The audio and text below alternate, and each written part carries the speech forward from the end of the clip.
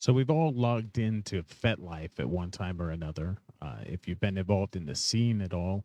And we've all seen that 18-year-old master, that 18-year-old who claims that he is a master. And he's looking for a slave or a slut by night, princess by day, or, he's looking for a friend with benefits. He's looking for, a one night stand or a hookup or something. Uh, but, it makes you ask yourself, regardless of what he's looking for, makes you ask yourself, how is this 18-year-old kid a master? He's still a teenager. He's practically a kid himself. And so, in a lot of ways, he probably still is a kid. He can't in the states here. He can't drink alcohol. He's 18. I think in some states he just was able to buy cigarettes at his birthday. 'Cause in a lot of states here you have to be 18. Um, so it's there's still things in our system that he can and can't do at 18 years old. So when did he, where did he gain all of this experience? Does he have months and months of experience at 18? Does that qualify him to be this master? And and who is even falling for that? Who is says, who sees an 18-year-old master on there and says, I think he's got his shit together. I think that I want to hook up with him. I want to submit to him. I want to be his slave. And so it's a little ridiculous. And, you got to take things that you find online, obviously, with a grain of salt. Primal Piggy here with this BDSM United podcast as I continue talking about some of these things that are like very foundational things for new people that are becoming involved in BDSM. And I really wanted to bring up titles because I don't want you to get into BDSM when you're brand new. I don't want you to automatically just assume that or take people at the face value for what they present themselves to be. But on the other hand, I also don't want you to overlook someone who may actually sincerely be a very good resource, somebody who may be somewhat of a mentor, someone that can maybe point you in the right direction with resources that you need. Um, somebody that's a lot like myself that's involved in BDSM or has been involved long enough that we are involved in the education side.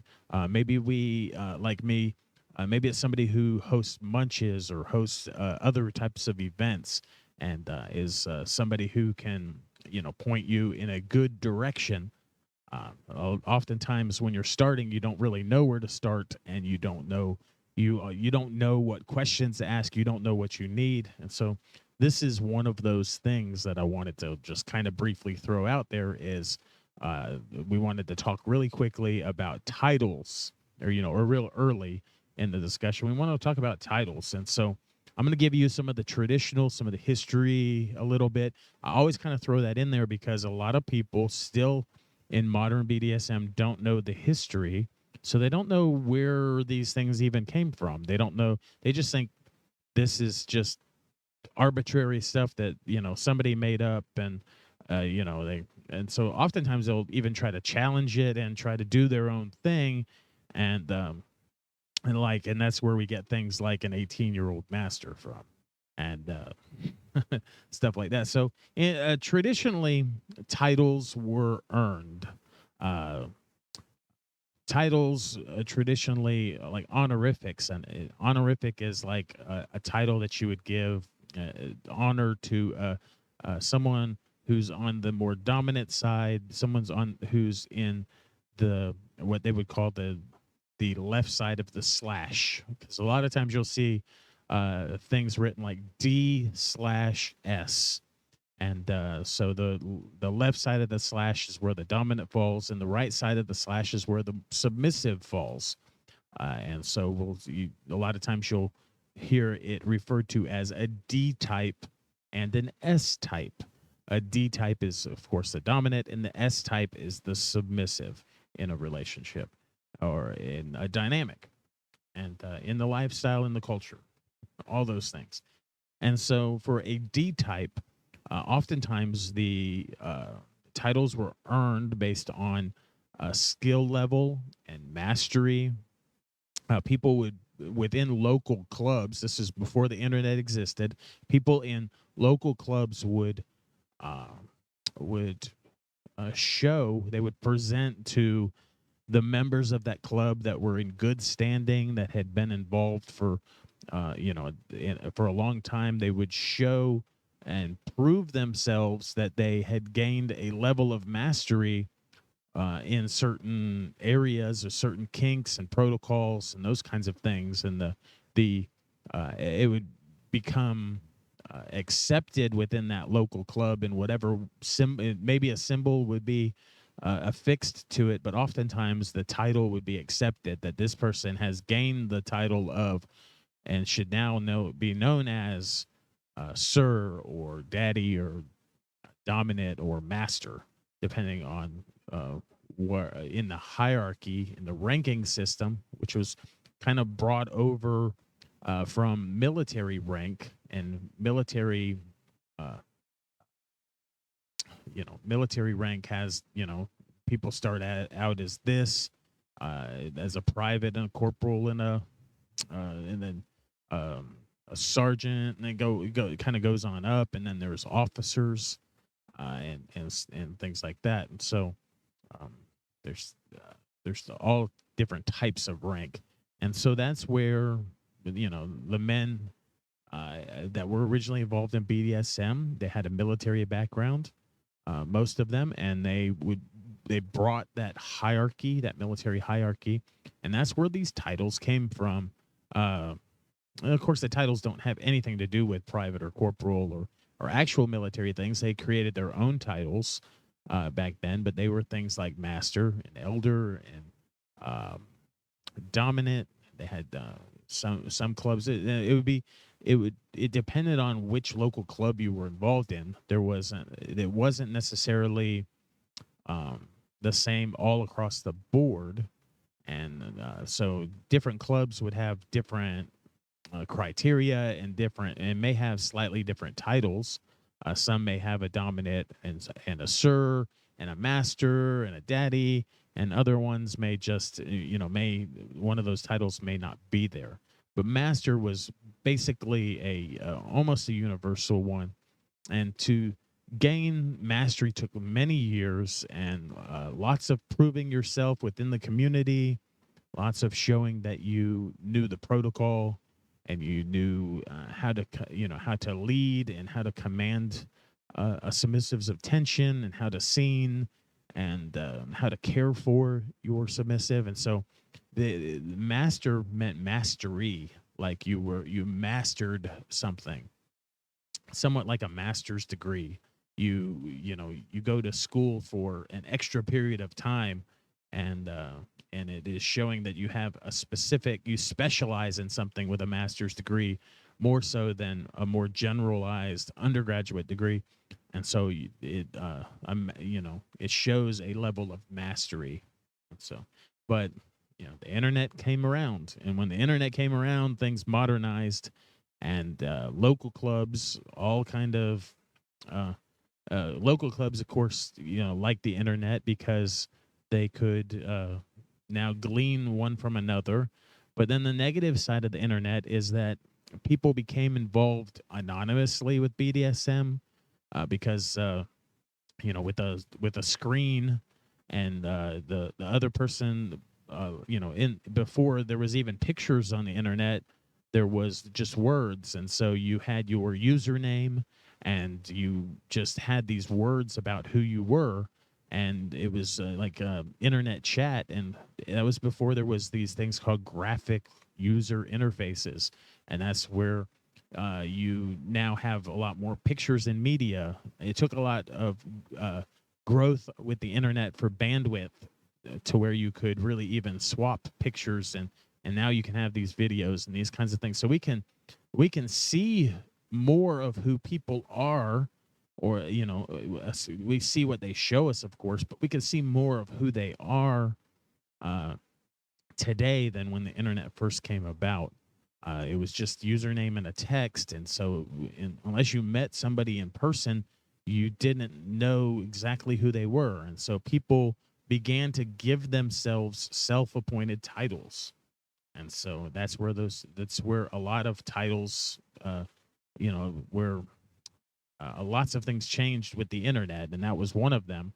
And so today, really, for the most part, it is still that way, where titles come from preference. And so I think it's okay that it's that way. It's okay that you give yourself a title based on your preference, but there needs to be something backing it up just a little bit more than just preference. It's difficult to be a master uh, at 18 years old, of course, because 18 is when it is acceptable to become involved in BDSM. So BDSM is not for minors, and it never has been. Uh, Nobody is out there, or nobody should be out there grooming young people to become involved in, or to become 18-year-old masters. Uh, Nobody is out there, uh, you know, trying to get kids involved in BDSM. There's no unlike religion or something like that, there's no indoctrination for younger people to become involved. We wait until uh, uh, people are adults and they're of a legal age, and then it is acceptable for them to gain experience and become involved in BDSM. And so, uh, with a self-appointed title, it really should be something that there should be something that backs that up. If you are dominant, then you should be able to assert dominance, and you should be developing your ability to assert dominance. And if you're saying you're a dominant, then you should be looking for a submissive partner, or you should, be hoping for a submissive partner. And so, if you right now on FetLife, there's a lot of people that will use the word dom and to just say that they're some kind of macho man. They're not looking for a submissive partner. They're looking for somebody to come in bottom. In other words, they're looking to either give a kink or give their penis to somebody who will, let them put it in one of their holes. And so it's nothing really more than that. And so you kind of misusing the word dominant because or dom, because dom is a title, it's a dominant, and it belongs on the left side of the slash, and on the right side should be a submissive. You shouldn't call yourself a dom unless you're looking for truly a submissive partner and you're looking for a power exchange relationship. You should really, the correct term is a top. If you just have a penis and all of your pictures are a penis and you're just trying to put a penis in someone else's holes, doesn't matter whose they are or who exactly you're looking for, and it doesn't matter what type of penis you have and what kind of holes they have. It just, those types of relationships are the appropriate title is top and bottom. You can also put on there that you're versatile if you're looking to get things put, in your holes too, or something. So, if you're looking to both, or you're looking to be given kinks or receive kinks, and so if you're just if you're just involved in BDSM to give and receive kinks, which is perfectly fine. There's nothing wrong with it at all. Being in a relationship dynamic is not any more BDSM than the other. It's not like it's just two totally different things. And so if you're a top and a bottom, then you're involved in the exchange of kinks, and you are just doing play scenes with other people, maybe the same person over and over again, maybe different people. None of that really matters. It doesn't matter if you're monogamous or polyamorous or non-monogamous in any way. And it also doesn't really matter. It doesn't have to be sexual at all. So I just used um, uh, the example of a penis looking for holes because there's a lot of since the pandemic, a lot of swingers have kind of taken over uh, FetLife, which is our FetLife.com is our um, social network for the fetish community. It's the one of the most popular ones. It's the one that I use for events and different types of things. And so um, we really want to bring up, get back to this. We really want to bring up titles. You know, on one extreme, there's that 18-year-old master that, you know, he assumes that because he's a man and he's dominant, and that, you know, he decides to introduce himself as Master so and so, and he gives him, you know, he gives this title to himself. And then on the other extreme, you might meet somebody who uses the word master in front of their name, and they've been involved in BDSM for decades. They've slowly gained enough wisdom and skill and seniority that other masters and dominants and submissives in the scene will call them by their title, master so and so. And so, you know, in the first case, it's just based on somebody's ego and their aspirations. You know, they don't know anything about anything really, or they if they know stuff, they don't know very much.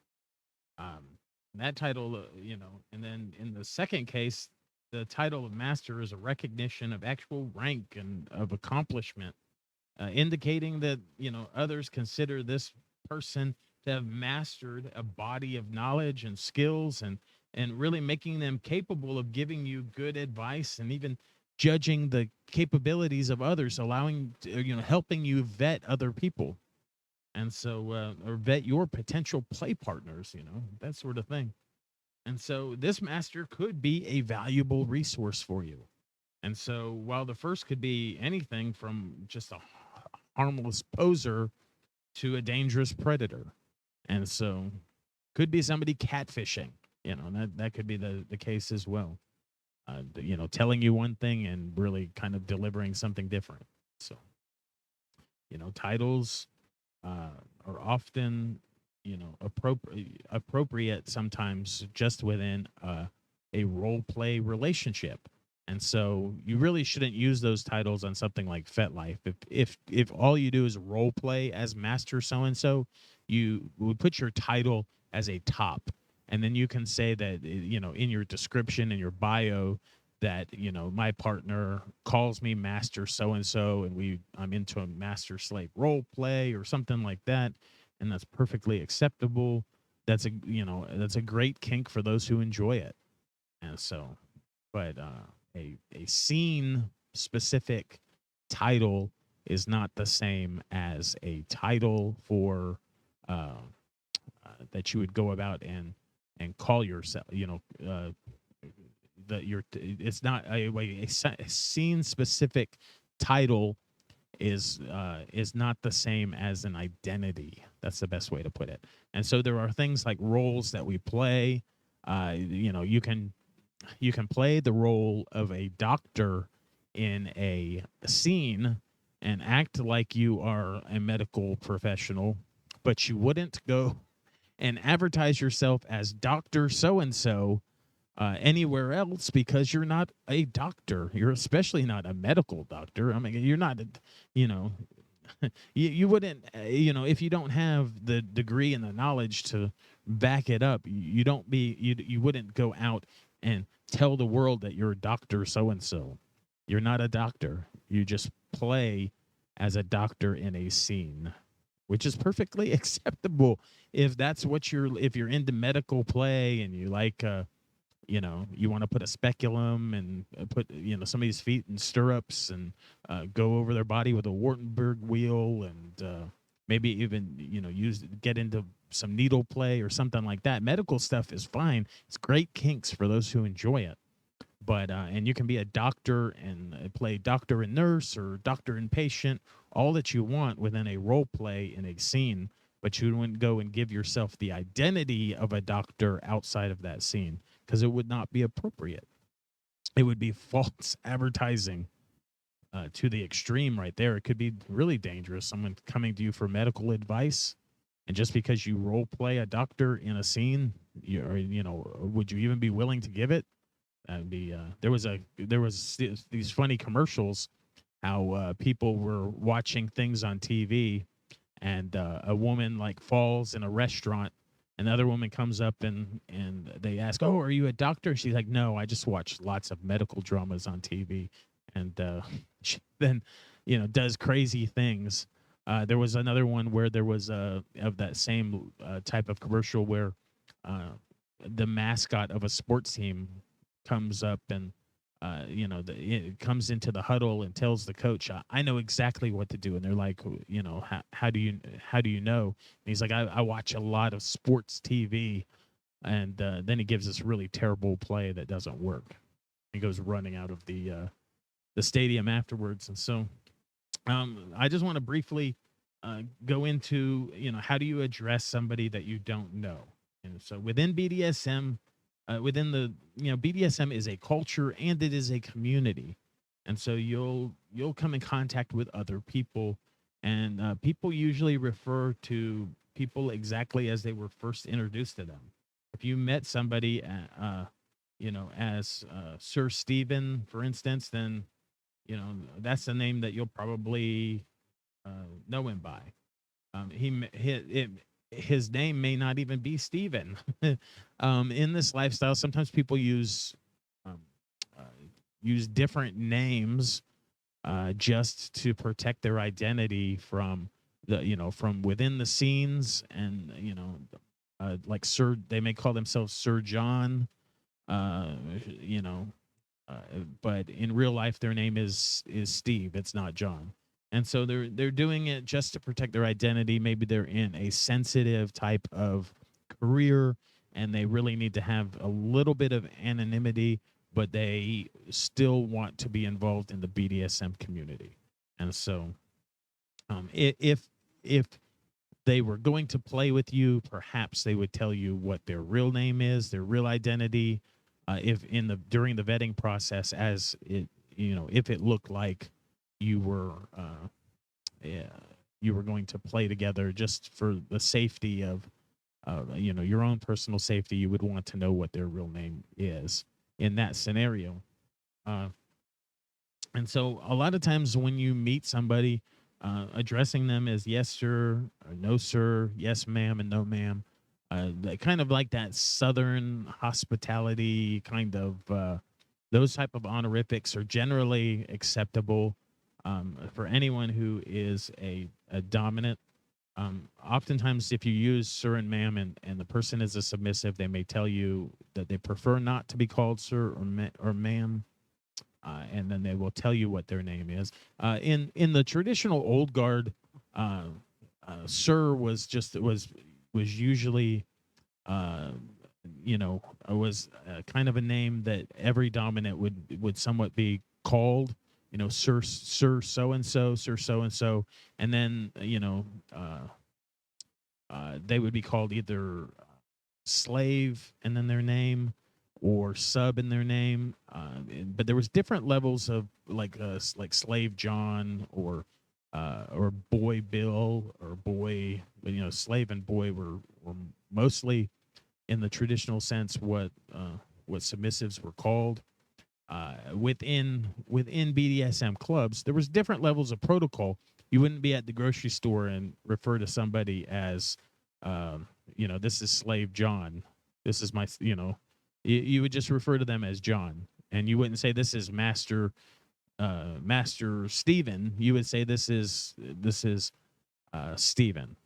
This is my partner Stephen.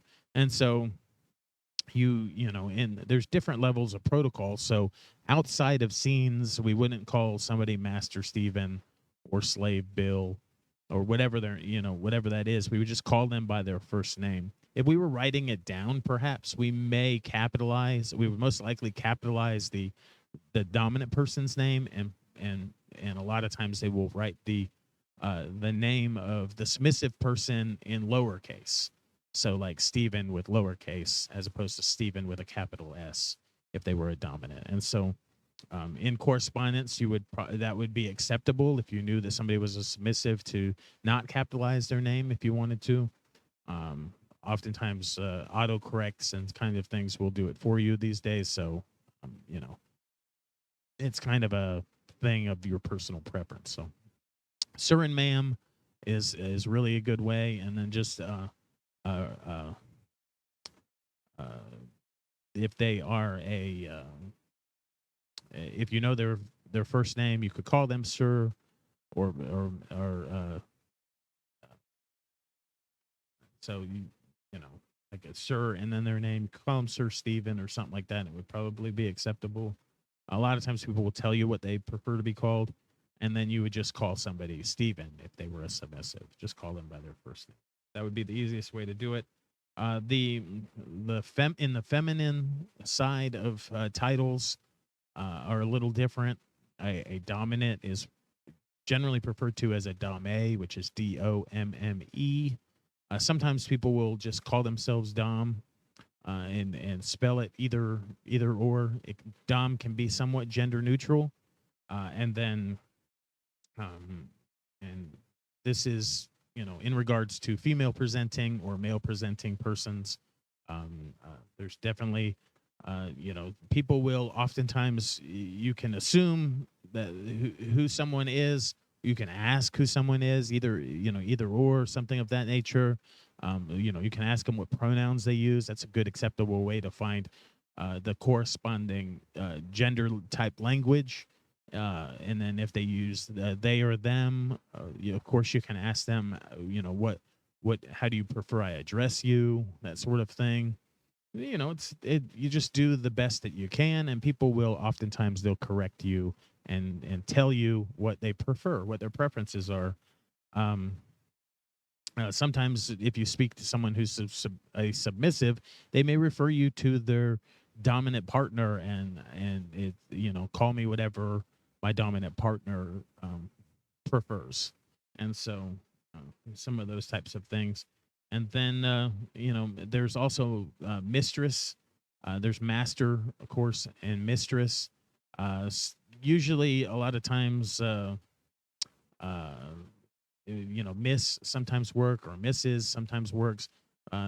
People generally don't like to use the word madam because it kind of describes a female owner of a brothel and in the past. And so madam, would most likely, I wouldn't, you would just master or mistress would probably work if you knew they were involved in an MS type of relationship. It'd be like mistress and slave, master and slave. And so that kind of covers titles right there. Of course, like I said, there's different levels of protocol. There's like a low protocol, which is like used in everyday, in public spaces around people who are vanilla, people who are not kinky. There would be a certain degree of low protocol there.